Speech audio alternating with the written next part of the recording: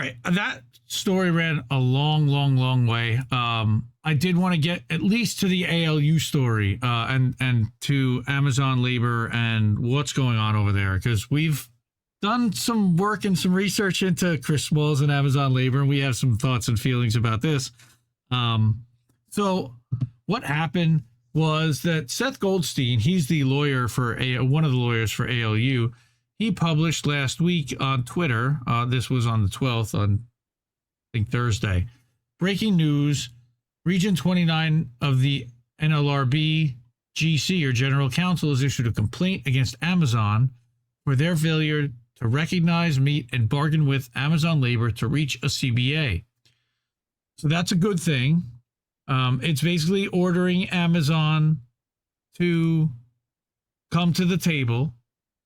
It's laying out that they've had unfair labor practices and documenting what's been happening and telling them they have to post things in the break rooms and they have to post things in the employee bathrooms and stalls, telling them about their rights and what's happening and the fact that there needs to be a vote and that they are being recognized as a union and they need to negotiate a first contract.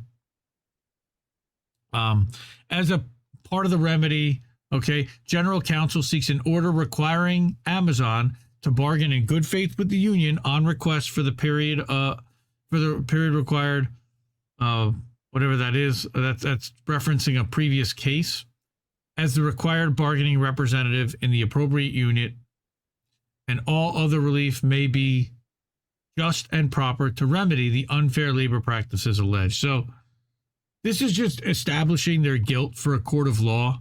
So when Amazon labor, if they decide to eventually sue Amazon for not bargaining and not coming to the table to negotiate a CBA,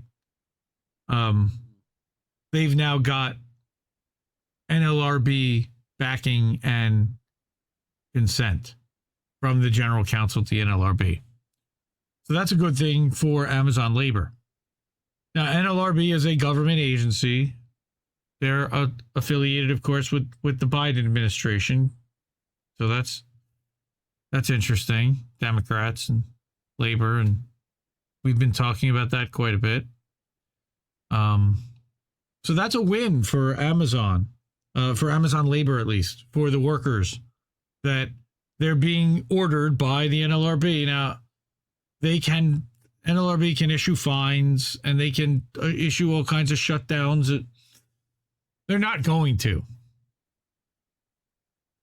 So that's the first thing. And then something else happened. Now, this is Forbes. I'm not a big fan of Forbes.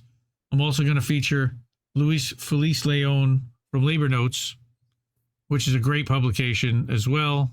Most of the time, they do a good job. In this case, I felt like it was missing something, and we can talk about what it's missing. But he talks about the Reform Caucus that is rising and suing for elections in the Amazon labor union. Wait, what?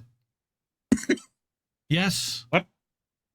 Yes, they are suing. So this brightly colored union posters that adorn the bus stop by the Amazon Staten Island JFK warehouse are gone, replaced by a legal letter from January demanding that the company negotiate with the labor union. Amazon has yet to recognize the union, let alone negotiate. Right. So that is Luis's photo himself. He's the writer of this article. He says, 1 year after the landmark union victory at JFK 8 on Staten Island, the brightly colored posters that once adorned it are not gone. This was the bus stop from which Chris Smalls, Derek Palmer, Connor Spence, Gerald Bryson, Jordan Flowers, and others launched an insurrection that won an unprecedented union authorization election at the 8,000 worker warehouse. The posters have been replaced by a torn letter dated January 17th of this year, asking the company's lawyers to begin bargaining and recognize the union as the exclusive bargaining agent. But as we know, Amazon is still refusing to recognize the union, much less begin negotiations, and elections to unionize other facilities with ALU have been unsuccessful so far. And that's specifically ALB1 and the one in Staten Island as well. I think ONT8 has filed, but they have not had a vote internally yet. And then there's Kentucky that's organizing, I think, through the Teamsters or SEIU or maybe it was even RWDSU. They're not doing it through Amazon Labor, but Chris Smalls is certainly hanging out and supporting them as well. I know they all protested at Bezos's mansion in Seattle about 2 months ago or so. So their other approach. Jeffrey Bezos. Yes, that guy. So in the face of this stalemate, two approaches have emerged, and they are in conflict, which is the current leadership, including Smalls, seems dedicated to assisting members individually and for a while emphasized supporting other warehouses to attempting to organize for a while. The other approach, which is advocated by the 80-worker ALU Democratic Reform Caucus, is to increase the heat on the shop floor to push for a contract. Today, the caucus filed a lawsuit in U.S. District Court in Brooklyn to reform ALU's constitution and hold an election for officers, according to a press release.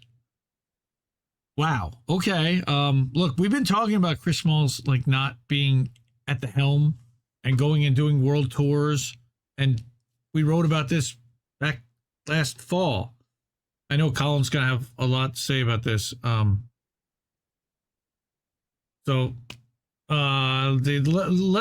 me have you read. Let me read a little bit more about some of the criticisms of what they have to say about Chris, and then I'll let Colin go off. But caucus members say they've run into conflict with the union's board, which was self-selected at the beginning of the fight and has appointed new members to its ranks, but has never been put to a vote.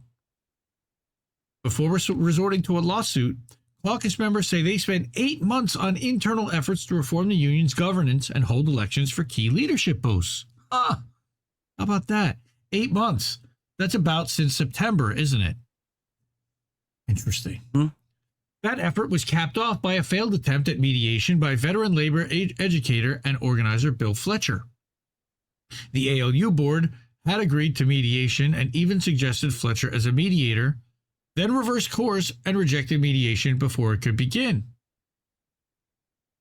And Fletcher, who is a lawyer and not one of the workers, but representing the 86-person caucus that is filing this lawsuit, he says that I'm concerned that the apparent turmoil within the ALU board means that little is being done to organize the workers and prepare for the battle with Amazon. And he wrote that in a memo to the caucus and board after the mediation plan fell through. It is clear that the ALU's leadership must be reorganized and reaffirmed by the membership. That's about 8 months too late, but okay. The caucus characterizes the union's organizational structure as undemocratic and illegal, quote unquote.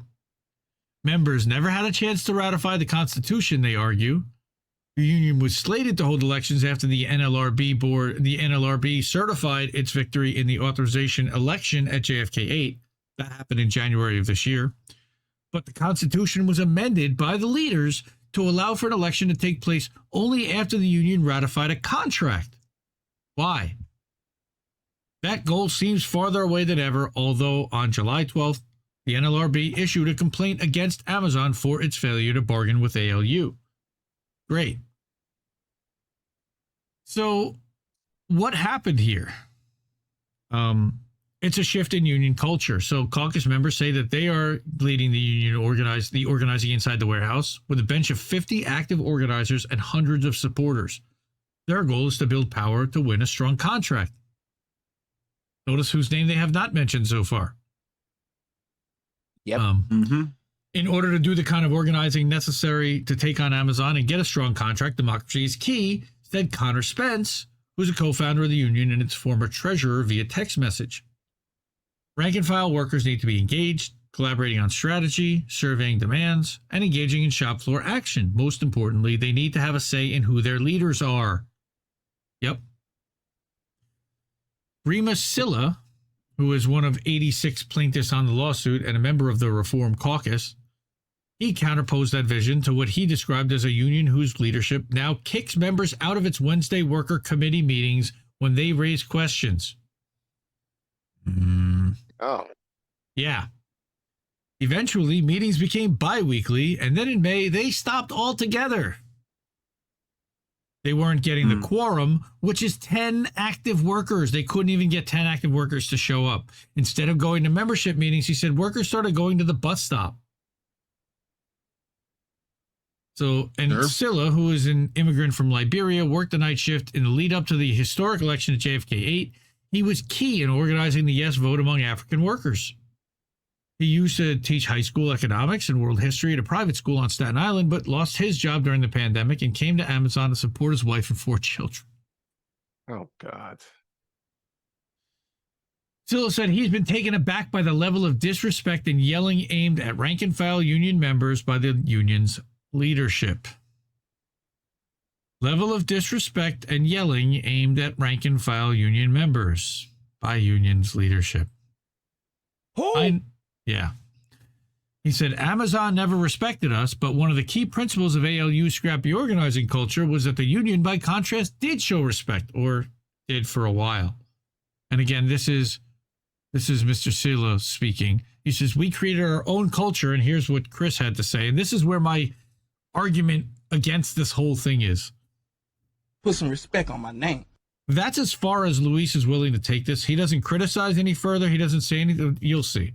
But now he has Chris's rebuttal. We created our own culture, said Smalls, at a People's Forum event last year. He didn't ask us. I've got a phone number. I now am going to be calling this week to ask for a statement. I don't know if I'm going to get one, but I have a cell phone number provided to me by their lawyer. That he's the person to talk to ask about this. He says, last year, Amazon has its own culture that's run completely on metrics, numbers, with no human interaction. We interacted. We brought a human aspect to it. We cared for one another. We showed the workers every day that we cared for them. Even if they disliked us, we didn't argue. We didn't sit there and get into fights. We stuck to the issues and built off that commonality. Yeah, that's nice, Chris. That was last year. Well, no, it's not exactly a lie, but it's just not what he's doing anymore. It's what he did. No. It's what he did. Right. At the beginning, yes. You can argue even back, in 2020. Yes, you did that then. The question is, what are you doing now? Like, did a full 180, crazy. All right. So even the People's Forum itself, by the way, the People's Forum itself is problematic. Goldman Sachs funded with a $17 million grant in 2019. Completely suspect, guys. Like, it's a front for them to run PSL stuff. What's his name? He's another one of these respected elitist lefty guys with a V. I can't think of his name now.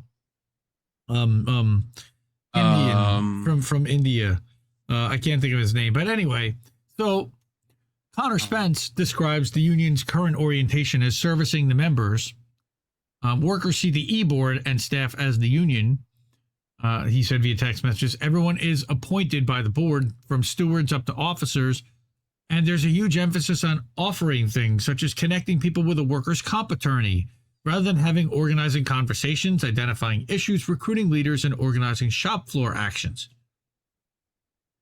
He said the shift began once Evangeline Byers, who was a former officer at TWU Local 100, became the union's director of organizing. Byers told the New York Times in March that having an election would be pointless because the reformers would win. Is it going to be democratic? No, she told the Times. Connor and them are just going to come into power. And I've heard a couple people say that this is sour grapes of people that say that they just want to see Connor running the union.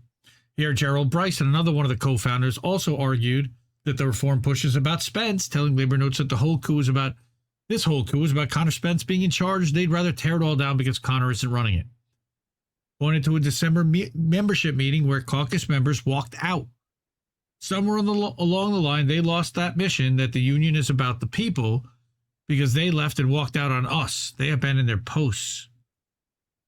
Again, there's a lot of hurt feelings here, but here's David Desiree Sherwood, who joined the union last June, and he said that members walked out of that membership meeting because Smalls had presented an illegally changed constitution. There's a reason why they walked out.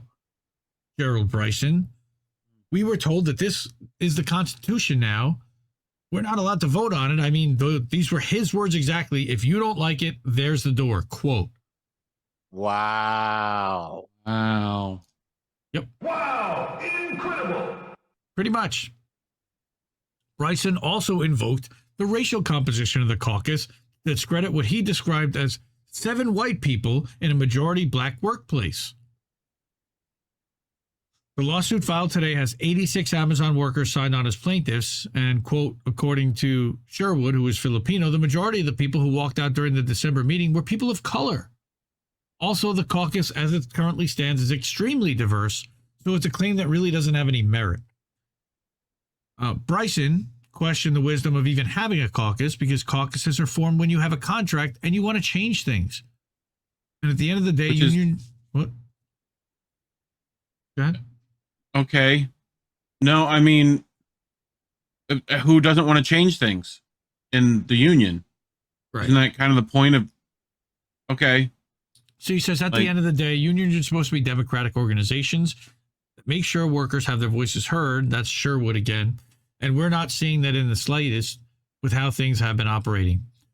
He says he's a huge supporter, right? He's a huge supporter of the caucus and the movement to have elections and let people decide democratically who they want to lead the union and lead the fight against Amazon. I feel that's fair. Chris hasn't worked there in 3 years, man. Over 3 years. He was fired in April of 2020. He's never gotten his job back. They never hired him back. They never gave him any kind of back pay. He hasn't worked in that facility.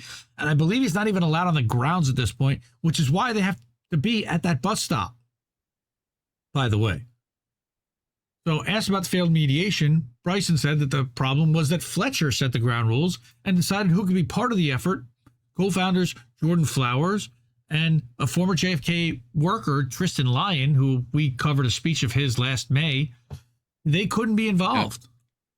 According to the caucus, the only people excluded from mediation were ALU staff, and the sticking point was their demand hold a leadership election.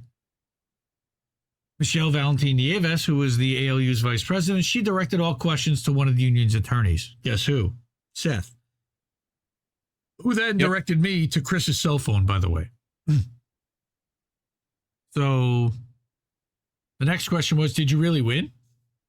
And so Luis says last week when he visited JFK 8 to interview workers, no one mentioned Smalls by name, but they remembered fondly the culture of solidarity and care, the sharing of food, and organizers responding to worker complaints outside the warehouse or in the cafeteria. Talk of the union was on everyone's lips as they waited at the bus stop after their shift or took a break on benches outside the facility. In more than 20 interviews, the issues that rose to the top were workplace conditions and Amazon's refusal to bargain. Kenny Orituga said that he had voted for ALU because he wanted a boost in pay and more time off. He continues to support the union and blames Amazon for stonewalling, which they are. Which is the pushback we get every time we talk about the leadership is crap. Right. Well, it's Amazon's fault. No, how about like that? Right. Billionaires have got to go, and protesting outside Bezos's mansion and doing world tours to Cuba and Greece and England to show solidarity with other people while you're not organizing and doing the things that you need to do here. Ain't it, pal? It's just not.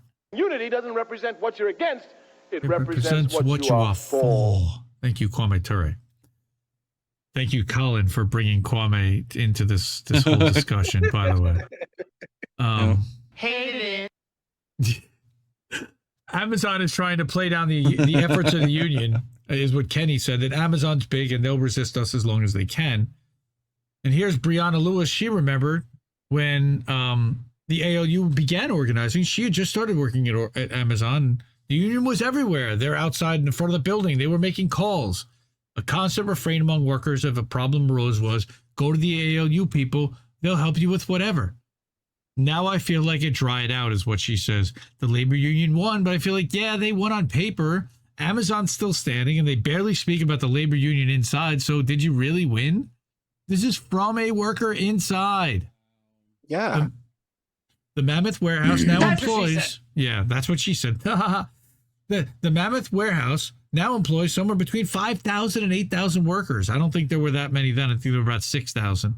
The Reform Caucus gathered 822 signatures on a petition calling for an election of ALU leadership, which is pretty substantial. Even though it's only 10% of the workforce, what percentage even voted on ALU to begin with? Because not every What about the member- 10%?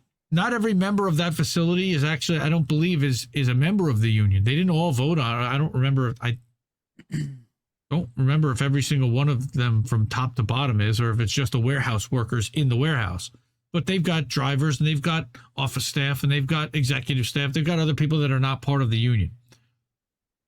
The reformers say they've never been better organized than the warehouse. And despite the internal discord, workers still want their union, just one that brings the fight to Amazon.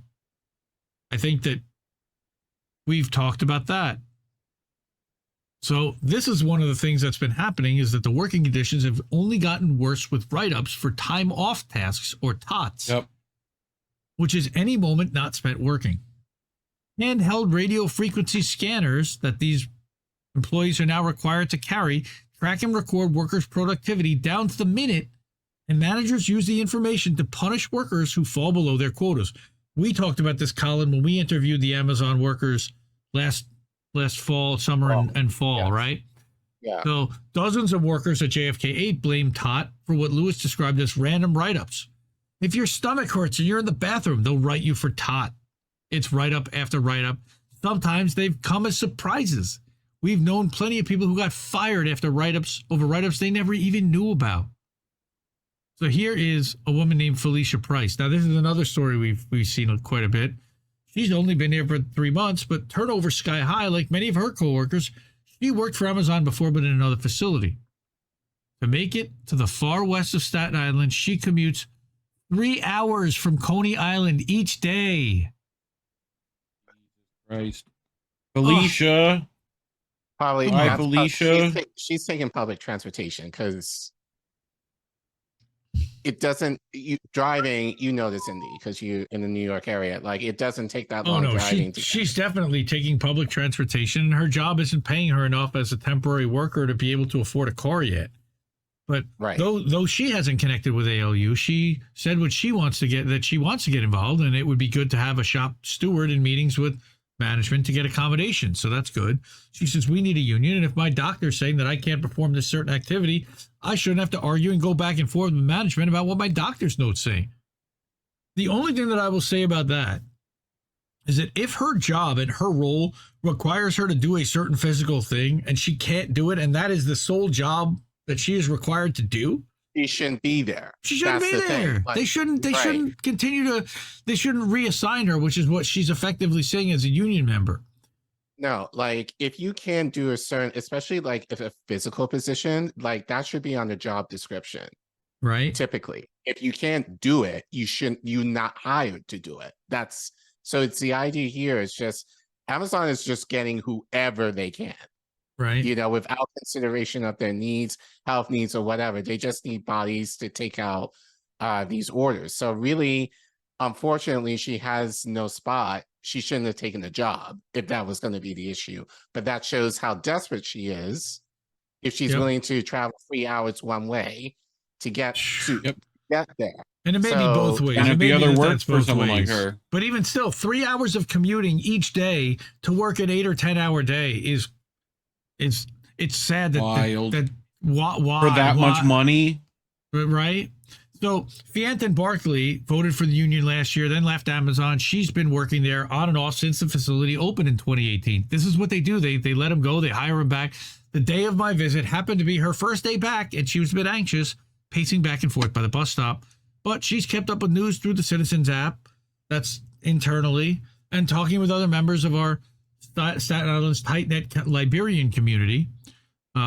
So she said that Amazon wants everything out so fast. It's orders. But at the end of the day, when we clock out, she made heaving sounds like an exhausted worker struggling to catch breath. We're tired, and what are we getting out of it? You see me in my scrubs, she asked. I'm coming from a whole other job and it shouldn't be like that. I should be able to stick with just one company. So this was an update. She's working 2 jobs. 2 jobs.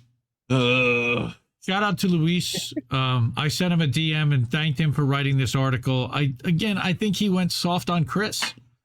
I think he just put Chris's one statement in there and let it go at the criticism and put a lot of counter narrative to it.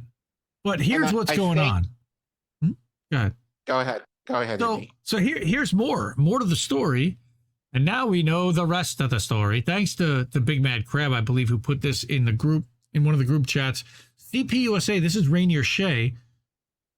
The front group that sued Amazon is run by and led by CPUSA. Communist Party USA. That's really interesting.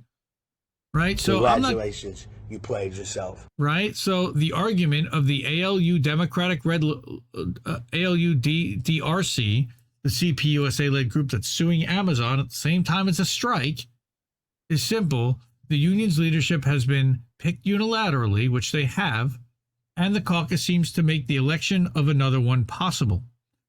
We're not saboteurs, argue those on the CPUSA side. We only want more democracy within the labor movement. If you've read Lenin's What Is to Be Done, you may also be getting reminded of a certain part of the work, the part that exposes the true intentions of those who try to do things that harm the proletarian movement under the guise of supporting dissent and open dialogue. So he thinks, first of all, and let me explain what's going on here. It's a whole Marx thing, but basically he's saying, even theory, bro. You even theory, and Himbo would love this article, but why is CPUSA using the Trotskyist tactic of creating dissension for its own sake and trying to debate everything all the time?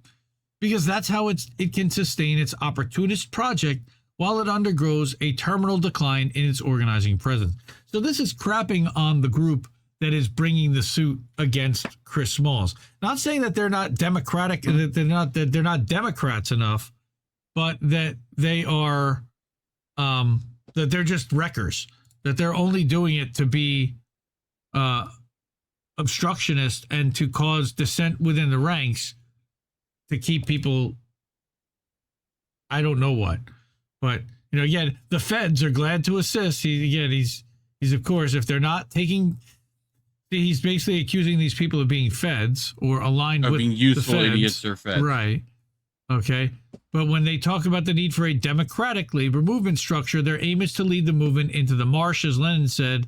And in this case, the marsh looks like a scenario where the Democratic Party solidifies its control of the avenues workers are using to try to fight for their rights. So he is saying that, and yet that's not what's happening with Smalls. Like, you're not applying your theory to any of the Trotskyite leaders at the top of this thing already. First of all, he calls himself a Marxist. But if this union's leadership is dictatorial, it's dictatorial for a good cause. Okay. Protecting the labor movement. Yep, literally. Okay. What?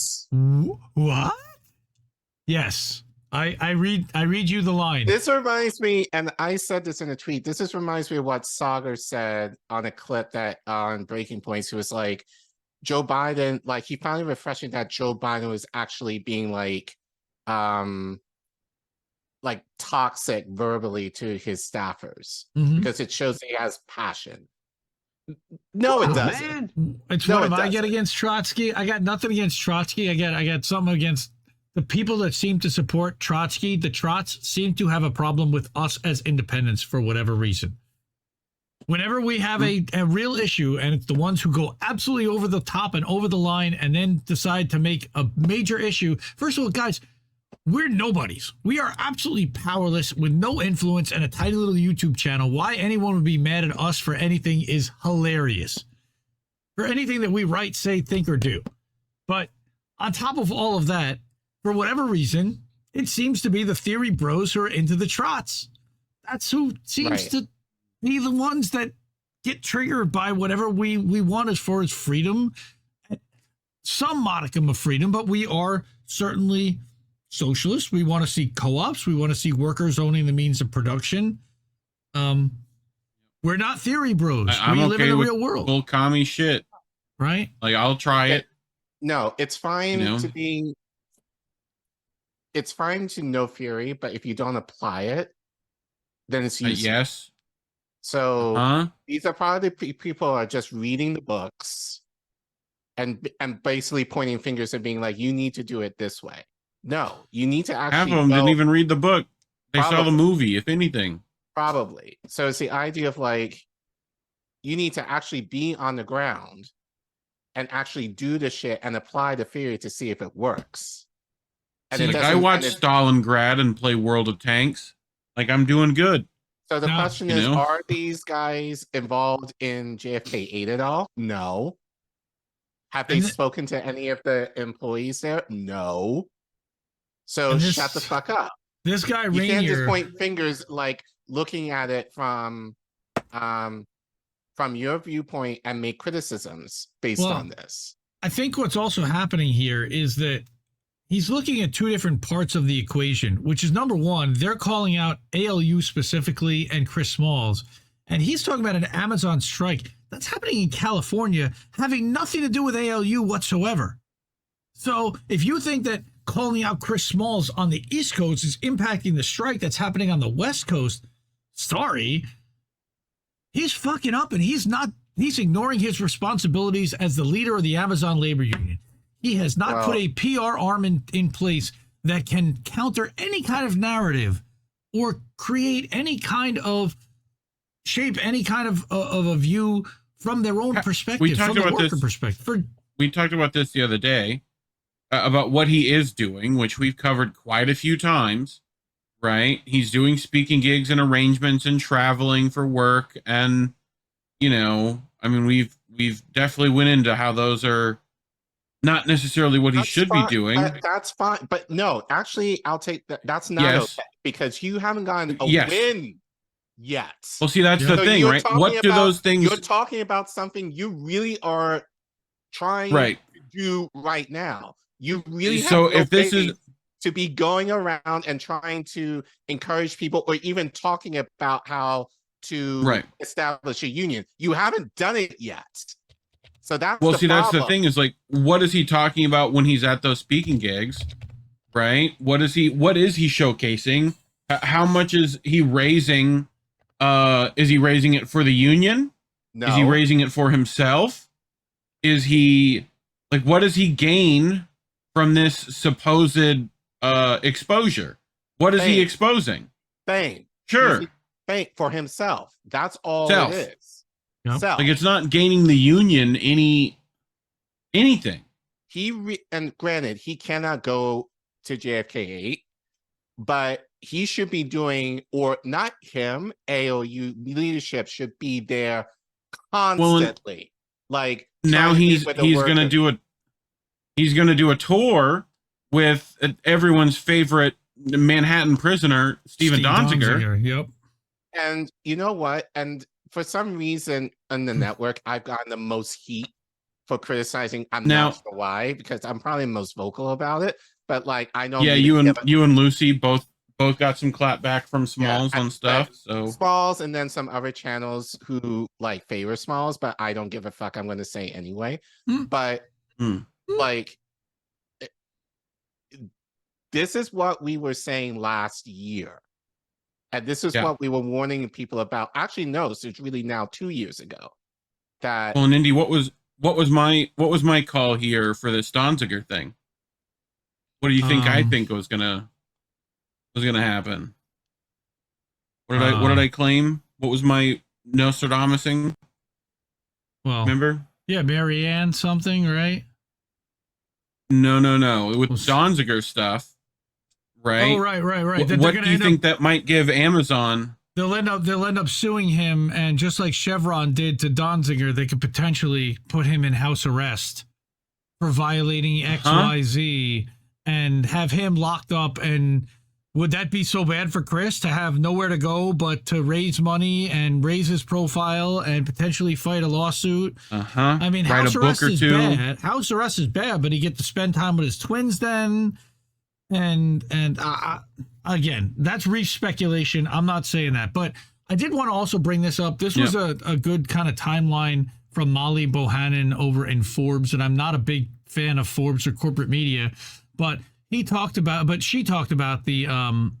the timeline and the key facts that workers allege that Smalls and his hand-picked executive board are hijacking the union by refusing to hold member meetings, amending the Constitution to keep themselves in power indefinitely, threatening opponents, and refusing all efforts to have a fair democratic election. Again, that's according to the CPUSA group that's doing this, but members expressed concern in the lawsuit saying that his leadership has hurt the fledgling union, saying that he's created such internal union disarray that no legitimate body is available to conduct fair and democratic elections in the union. Right? So they're seeking an injunction requiring him to accept nominations for union leadership positions no later than August 10th and to hold an election to fill the positions no later than August 30th. So you've got legal representation of this. Here's the crucial quote. Unless this court intervenes, an election will not be held, and no one within the squabbling executive board is capable of conducting a fair and democratic election. Again, that's what that guy, the lawyer, said. Here's about the background with ALU and unionizing. Judge ruled in favor of the union in January. Like we said, that's when they got certified, right? They don't believe that this election was fair or legitimate because they were basically self-appointed.